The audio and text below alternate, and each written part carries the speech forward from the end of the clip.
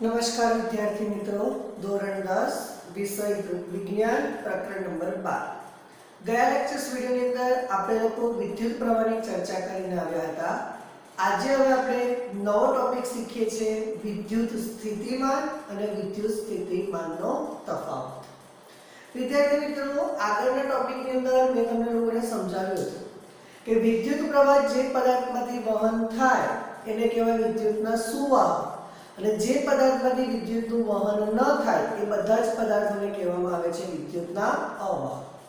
તો આપણે જોઈ શકીએ કે વિદ્યુત સ્થિતિમાન પહેલા તો કોને કહેવાય। તો આપણે જોઈએ કે કોઈક મારી પાસે વિદ્યુત ક્ષેત્ર છે। હવે વિદ્યાર્થી મિત્રો અહીંયા જોઈએ કે મારી પાસે અહીંયા એક વિદ્યુત ક્ષેત્ર છે।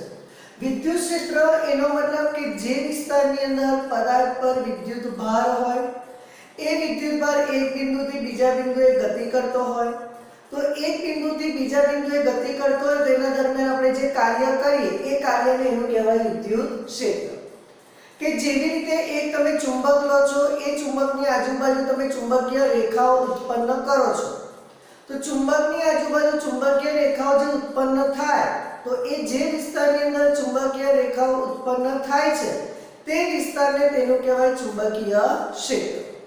તો અહીંયા પણ એ જ રીતે આપણે વિદ્યુત સ્થિતિમાનની આજે ચર્ચા કરીએ કે અનંત અંતરેથી વિદ્યુત ક્ષેત્રમાં રહેલો કોઈ એક બિંદુવત વિદ્યુતભાર q છે। આ ઉદ્ગમ બિંદુ O, આ x અને આ y અનંત અંતરેથી એટલે કે તમારી પાસે કોઈ a બિંદુથી b બિંદુ સુધી મારે કોઈ એક એકમ ધન વિદ્યુતભાર q ને એકમ ધન વિદ્યુતભાર q ને a થી b સુધી શું કરવું છે મારે લઈ જવું છે। લઈ જવા માટે ક્ષેત્રની વિરુદ્ધ કરવું પડતું કાર્ય એને કહેવામાં આવે છે વિદ્યુત સ્થિતિમાન। તો વિદ્યુત સ્થિતિમાનની વ્યાખ્યા શું કહેવાય તો કે એકમ ધન વિદ્યુતભાર q ને વિદ્યુત ક્ષેત્રમાંના કોઈ એક બિંદુથી બીજા બિંદુએ તો અહીંયા વિચારો કે મારી પાસે આ એકમ ધન વિદ્યુતભાર કેપિટલ q છે એ કેપિટલ q ને વિદ્યુત ક્ષેત્ર x અને y એટલે કે દ્વિપરિમાણમાં એક બિંદુ a થી અને b બિંદુ સુધી મારે લઈ જવું છે। તો એનો મતલબ કે પહેલા વિદ્યુતભાર તમારો a બિંદુએ છે એ બિંદુથી પછી આગળ ધીરે ધીરે શું કરે છે તો કે ગતિ કરે છે અને ગતિ કરતો કરતો પછી ક્યાં જાય છે તો કે b બિંદુએ પહોંચે છે। તો આ a બિંદુથી b બિંદુએ વિદ્યુતભારને લઈ જવા માટે મારે શું કરવું પડે તો કે વિદ્યુતભાર ઉપર ચોક્કસ પ્રકારનું બળ લગાવવું પડે। તો જે બળ આપણે લગાડીએ છીએ એ બળ કયું છે તો કે વિદ્યુત બળ છે। કયું બળ છે એ વિદ્યુત બળ અને વિદ્યુત બળ તરીકે શું છે તો કે F। વિદ્યુત બળ તરીકે શું છે F કારણ કે વિદ્યુત બળનો એકમ કયો કુલમ। તો એના પર જે બળ લાગી રહ્યું છે એ બળ કયું છે તો કે કુલંબીય બળ છે। આગળ જોઈએ હવે આ વિદ્યુતભારને એક બિંદુથી બીજા બિંદુએ લઈ જવું હોય તો મારે એના પર બળ લગાવવું પડે। બળ લગાવો એટલે વિદ્યુતભાર શું કરે છે કાર્ય। તો એ જે થયેલું કુલ કાર્ય છે એને આપણે શું કહીશું તે બિંદુ પાસેનું વિદ્યુત સ્થિતિમાન। તો આ વિદ્યુત સ્થિતિમાનની શું થઈ ગઈ તમારી પાસે વ્યાખ્યા અને એનું સૂત્ર લખીએ કે તેથી વિદ્યુત સ્થિતિમાન V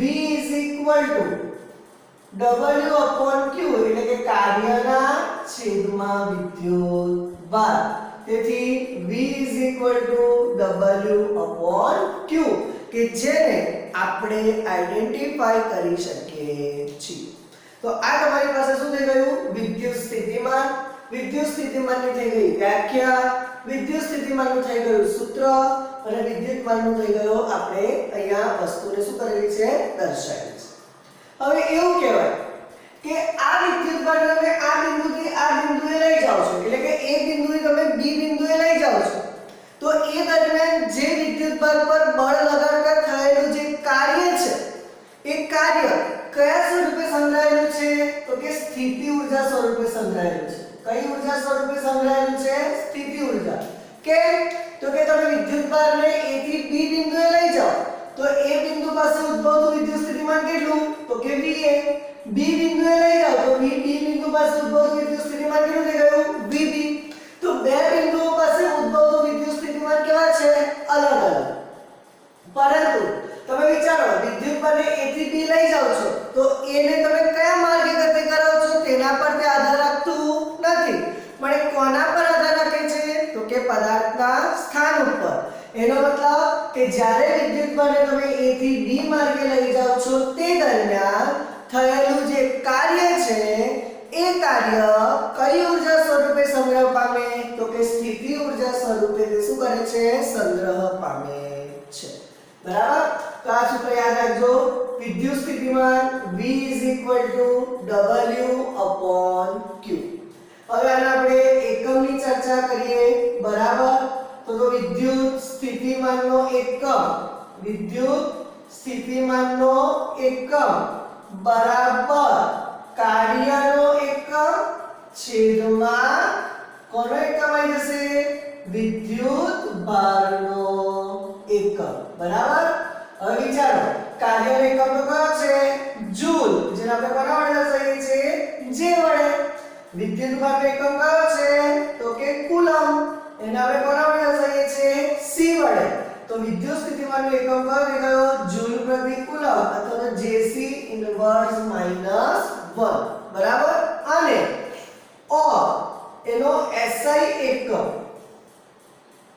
એનો SI એકમ તો જેમ તમે આગળ જોયું કે વિદ્યુત પ્રવાહની શોધ કોણે કરી તો કે આંદ્ર એમ્પિયર નામના વૈજ્ઞાનિકે તો એની યાદમાં આપણે એકમ કયો લેતા હતા તો કે A લેતા હતા સેમ રીતે વિદ્યુત સ્થિતિમાનની શોધ ઇટાલિયન વૈજ્ઞાનિક એકલાન્સ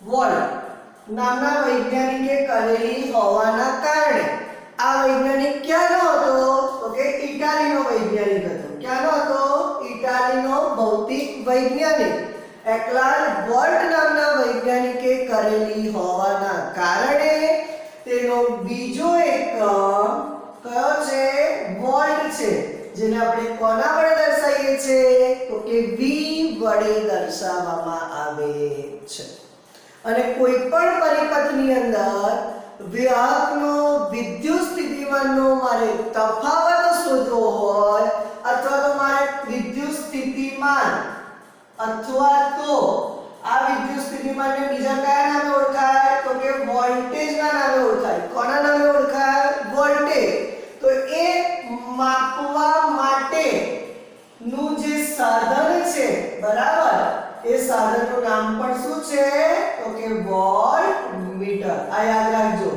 શું નામ આપવામાં આવે છે ને વોલ્ટમીટર ના નામે એને આપણે ઓળખીએ છીએ અને જેની સંજ્ઞા એ કઈ થઈ ગઈ આ સંજ્ઞા છે આ પ્લસ અને આ માઈનસ આ વોલ્ટમીટર એટલે કે વચ્ચે V દર્શાવ્યું આ વોલ્ટમીટરનો પોઝિટિવ છેડો અને આ વોલ્ટમીટરનો નેગેટિવ છેડો એટલે વોલ્ટેજ દર્શાવવા માટે આપણે બે સૂત્રનો એક આકૃતિનો ઉપયોગ કરી શકીએ બરાબર આ યાદ રાખજો આ જે છે તમારું શું છે વોલ્ટમીટર છે આ તમારું શું કહેવાય વોલ્ટમીટર કહેવામાં આવે છે તો આજે આપણે અત્યારે ચર્ચા કરી એ બધી જ કોની ચર્ચા કરી વિદ્યુત સ્થિતિમાનની ચર્ચા કરી કોની ચર્ચા કરી વિદ્યુત સ્થિતિમાન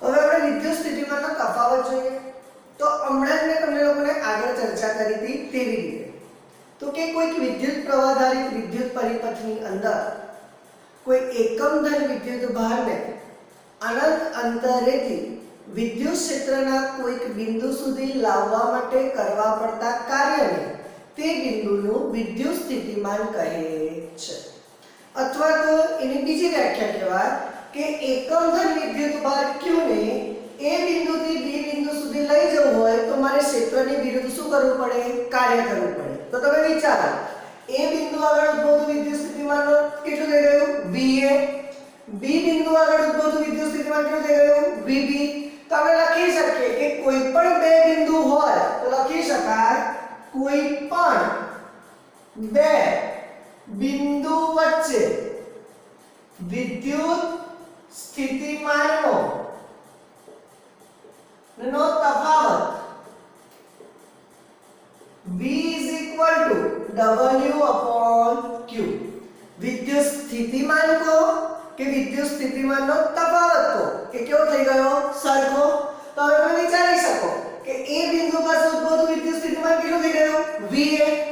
B બિંદુ પાસે ઉદ્ભવતું વિદ્યુત સ્થિતિમાન કેટલું થઈ ગયું VB. તેથી લખી શકાય કે A બિંદુ અને B બિંદુ પાસે ઉદ્ભવતું વિદ્યુત સ્થિતિમાન